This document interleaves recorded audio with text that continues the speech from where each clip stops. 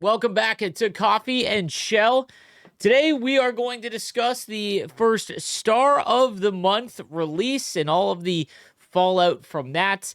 We're going to talk about kind of the realization of how to prepare in this game, like in years past. And lastly, some more things about the line combos. I know I brought this up. I guess we'll start there over the last couple episodes of. I can't really find the thing where it says line combos are all going to reset, but it's like I said this before. I think it's a Mandela effect. I'm going to search this live. I think it's the Mandela effect where you like believe something. Yes, the Mandela effect is a phenomenon where a large group of people collectively misremember on a specific detail or event. I've had this happen very specific times in the past, and I thought that is this happening again?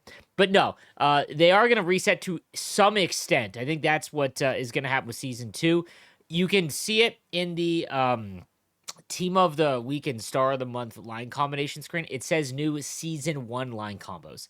It doesn't specifically say they are going to reset, but I don't know why they would state specifically season 1.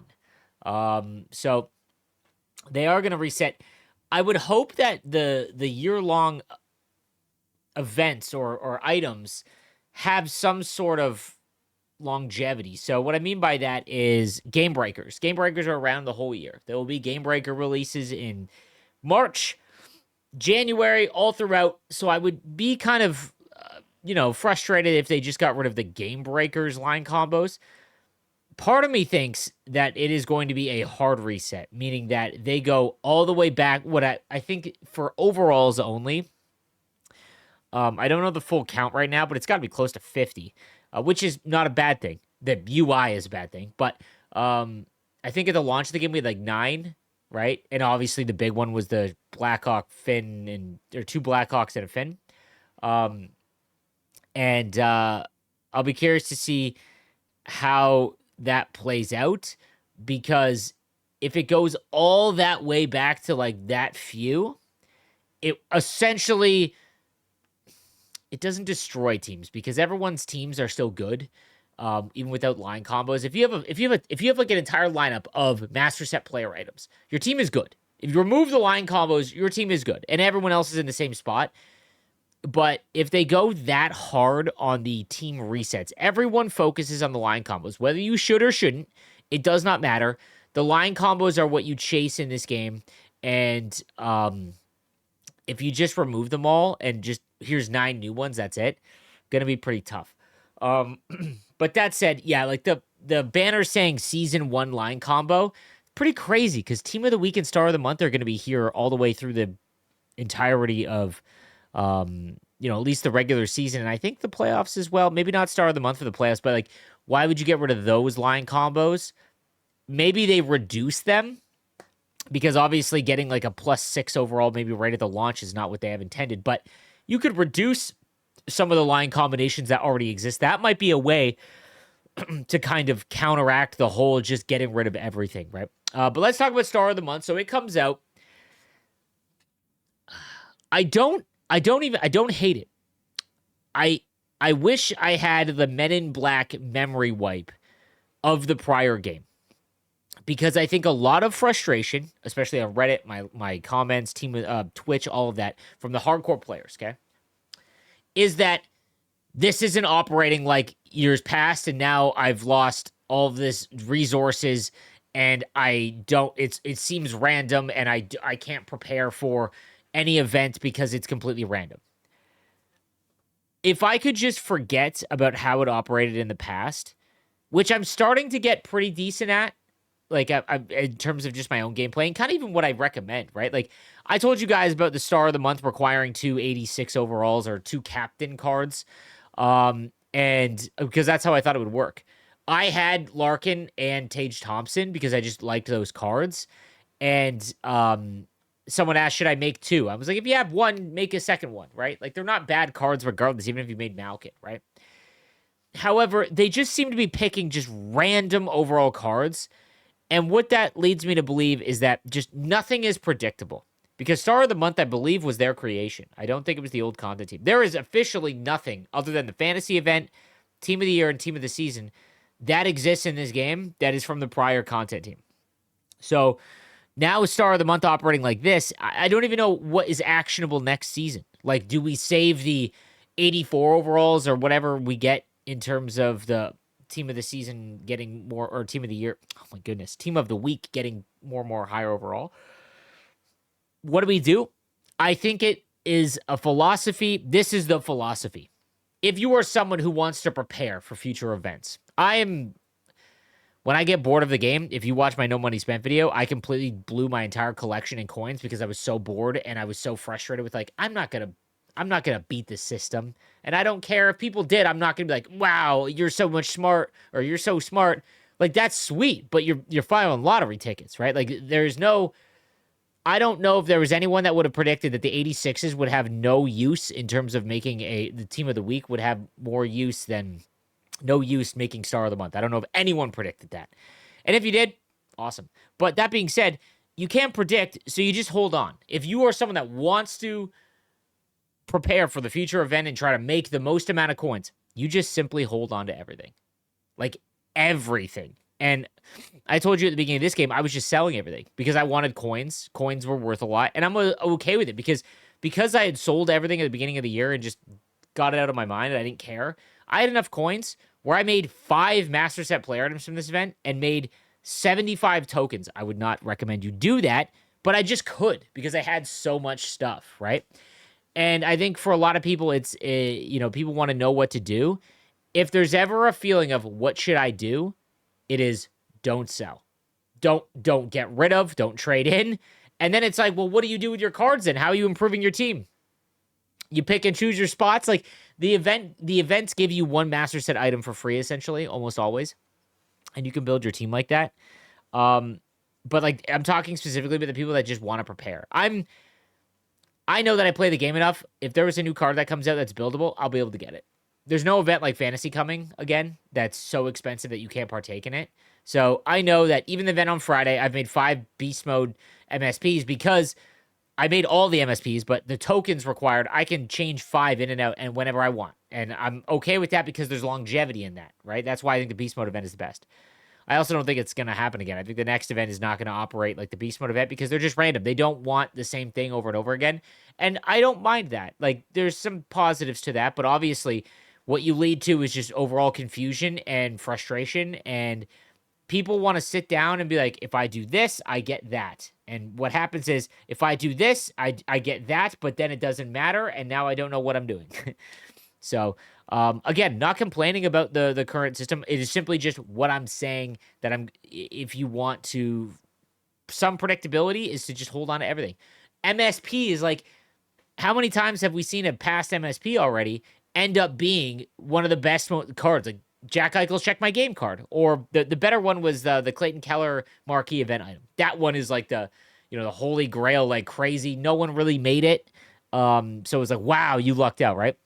And I think that's just kind of how it's going to go for the remainder of the year, which is why, again, the Beast Mode event is just so good because if Bouchard, that's a bad example. If Jake Ottinger ends up getting this insane salary cap AP and overall boost in like March, you could get him all the way to 86 or wherever you want and just like, have a massive boost later on in the year, even as your backup goalie, right? Like, that's why I think this event is so good. So, that being said, let's get into the line combinations. It is early, and I am drinking my coffee, but let's get through this. Camel says, nice name. Thanks for putting these videos out, Sleeves. It gives me something to look forward to at work in the mornings. Cheers. 8 likes. I appreciate that, guys. And I totally understand. I'm trying to get these out at like 9 a.m. every day, a little bit after that. So you got to try cornhole washers. Way better than cornhole or washers. Love the content. Thank you very much. I love cornhole washers so much that I had my father-in-law build boards, like the cornhole washer boards. Love it. Absolutely. Peak game. Not enough people play it. It is the ultimate barbecue, drinking with your buddies game. I agree completely.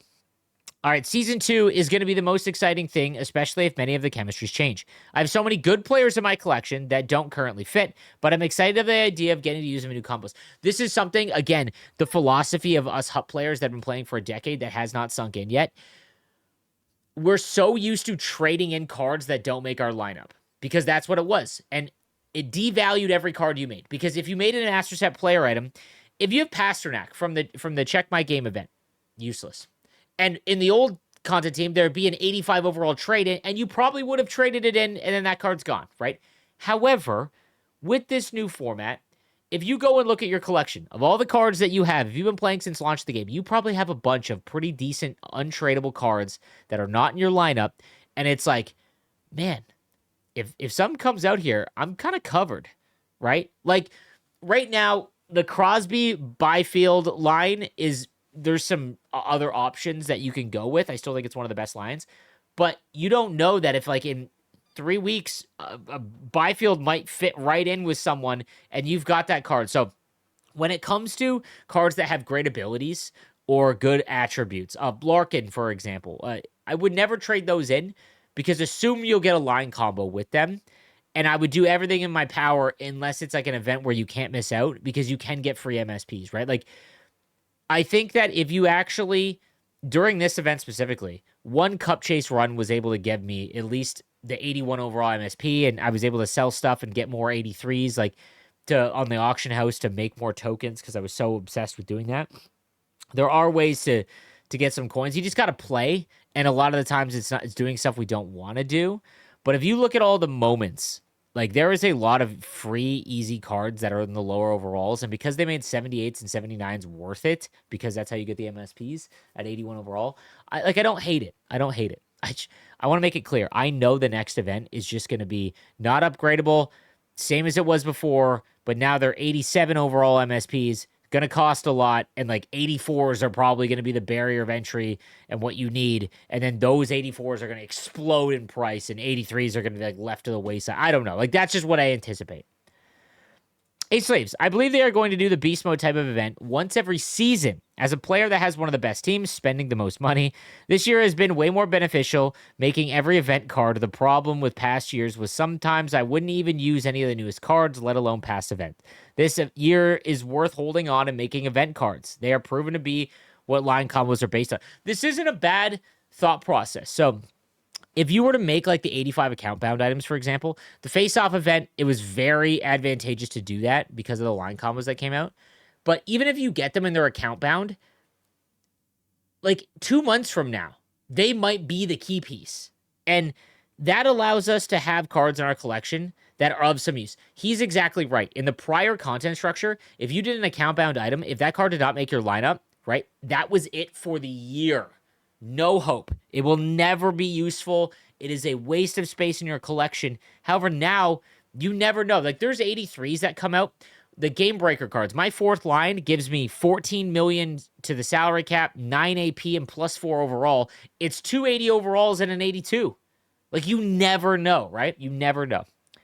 Personally, I don't really like the upgradable cards because legit everyone has the +6, +7 combos for this event now. Teams are starting to look identical. I want to stop you right there. This does not matter. This will happen regardless. Everyone has the same team argument. I don't know where if you are playing online, if you are trying to play online and you are upset that everyone has the same team, that is online gaming. That is online gaming in the year 2025. It has been for the last 5 years, I would say. If you play Call of Duty, if you play Battlefield, if you play Arc Raiders, everyone is using the same subsection of stuff because we live in the information era. Because when people start getting good and playing online, the first thing they do, YouTube, what's the best stuff? There is no way around that. The line combo system is interesting because, yes, there are specific line combinations that everyone focuses on. For example, like Will Smith, McKinnon, and Kucherov. Just fits like a glove. They're all buildable, very easy to acquire. Yes, you are going to see that a lot. However, there are some line combos that are really good that are not as popular that you do see. And if you have this argument now, you're going to have it no matter what. Because when there was no line combos, I hate to break it to you, if you played online, everyone had the same cards. It was even worse because there was no line combination, so you couldn't even justify using a card that wasn't like very good. It would be whoever's fastest, that was who go on your team, right? When you had to build the full MSPs, the only the diehards had Nylander, Crosby, Eichel line. I think you just need to be smart with your cards and not trade in cards that have value. I've kept every card I've built, getting rid of them when I don't see any way they would make my lineup, even with a +6. Keep the fire context, serve the novel comment. No. Like, I agree. I think we're starting to learn. I am personally. I'm sure there's people out there that watch me that have already figured this out. But like I said, I think that their philosophy in this game is, if you really want to have the best cards and take advantage of things at all times, you got to hold on to everything. And that makes it very difficult because cards are currency, right? Like, we don't buy the sets with coins, we buy it with cards, right? You can buy the cards with coins, but you get what I'm saying, right? And that obviously makes it kind of difficult. But here's what I'll push back here. Because everyone has the +6 or 7 line combos. It's the end of the season, okay? So everyone has top-end cards. At 81 overall, getting a +6 overall boost makes the 81 overall cards that you can make for dirt cheap, 78s and 79s, +7, meaning that at 81 overall, they are viable for the players that don't have a lot of stuff. If you put Will Smith with McKinnon and Kucherov, and McKinnon and Kucherov are just the 81s, which requires 678s and 679s. Extremely easy to get. You can get it for free by just doing your moments and objectives, right? Those cards are +6 to Will Smith, and then you got McKinnon and Kucherov at 87 overall. For a free player, that's phenomenal because that means you can use them at 81 overall before you've gotten any upgrades, which is just massive. The problem with the Nylander, Crosby, Eichel line is that so few people can actually acquire those cards, and by the time that you do, you get them at the end of the event, and then you can't use them. The upgrade token method allows me to have those cards, but in a month, if Jeremy Lozon has a +9 overall boost or massive salary cap implication, Lozon isn't on my team right now. I could power down Sanheim, fire up Lozon, and we're in business. And that is peak. Because that saves you from missing out. If you did not make Nylander, you're in a rough spot with this with the line combo situation, right? And yes, it should reward people that did that, but it allows you to have some flexibility, which is massive. You don't get a lot of that in this game. I really hope this format comes back sooner than later. By far, this has been the most engaging and fun event because of being able to upgrade, downgrade at will. If EA is collecting data, I really hope the numbers for how many MSP sets have been made, as well as how many times token sets were completed, shows this is a refreshing path forward when combined with line combos. I love that. LQ, I've seen you post on my channel over the years. You always have really good comments, so I just shout at you. I would love to see the data. I talk about this a lot, how no matter how much we complain, nothing changes if there is not, in the background, they see sets aren't being done. Okay, like nothing. The fantasy event is a perfect example. The fact that fantasy sets didn't change tells me that enough people did them, even with the backlash. So things do not change at all if stuff is being done, no matter how angry and how much we puff our chest and slam our desk. All the content creators can shout it from the rooftops. Does not matter. Because if the Mike in Indiana's don't find it, well, actually, Mike in Indiana is not the one that would use the credit card. If the Steve in Manhattan doesn't put his credit card away, then there is no change. And that's just business. That's how every business operates. Some are less scummy, but that's how it operates. So I pray that everyone has made at least 8 of these MSPs. You will not regret it. I promise you are not going to be like, man, Sleeves, I really wish I didn't trade in those 10, 78, and 79 overall cards. I really needed them. Even if a Master Set player comes out that requires them, who cares? Because, like I said, in 2 months, these cards might be one of the best, and you have the option to go back and change them, right? It just gives you so much flexibility. So I hope everyone makes them, because if everyone does make them, that's a green light that this event is good. And I want to be clear. I don't think every event should be like this, because in that, we're right back to the last 5 years where everything is the same. And while some people want that, it is very boring. It's very monotonous. And if you go back and read comments, I bet I could find a comment on an old video of mine where you're like, this is so boring, LOL, collectible, repeat, whatever, right? I hope it's just 70% of events work like this. And the ones that don't are like the Gallery of Greats event where there's something special about them. I don't know how everyone feels, but I much prefer making and trying out every MSP over hoping to get that MSP in my wildcard draft. Dude, that's another big thing. Like, I'll be honest with you. I got Brendan. You'll see this in my no money spent video. I got Brendan Montour, the 85, and I paired him with Yossi, +5 overall boost. Okay, I took him off the coffee line, and I got Severson to go with coffee just to get the +3 on coffee. And everyone was like, "Man, that's a mistake. Montour is so much better with coffee than Severson." Don't disagree, but I really wanted the +5 skating boost to Yossi's captain card because his captain card is a really mediocre skater, given all of the 99s and all of that, right? He gets up +5 speed, 91 speed, right? Montour, when he gets a +5 boost to speed and gets up to 93 speed, I'm going to show you gameplay clips in my no money spent video that comes out this week. He was literally the fastest card. There's multiple times where I'm playing the game like, who am I controlling? Because he felt faster than Gartner, he felt faster than McKinnon, Solani would not, like, very weird. And the fact that I could try him out, I wasn't trying out his MSP, but this is kind of an example of that, right? Because I do have his MSP, and if I really wanted to, I could, I can't go get more tokens. I'm going to tell myself right now, don't go make 90 tokens. Stop it. That's pointless. Don't do it. I'm not going to do it. I'm not going to do it. The last thing I want to touch on, guys, we get to around 20 minutes of the video. If there is a comment that you really want answered, so I've seen some people copy and pasting and they're apologizing for it. If there's a question that you have that you really want answered, don't feel bad about copying and pasting your question from the prior video. All right. What I do again is I yap about some certain topics that I think are important, and then I go through it and I search by the most liked comment. So it is important that maybe someone else is commenting roughly the same thing that you want to know. Give it a like and it boosts it to the top, and that's kind of how I sort. I do go through all my comments and kind of skim through. You guys post 100 comments every day on these videos.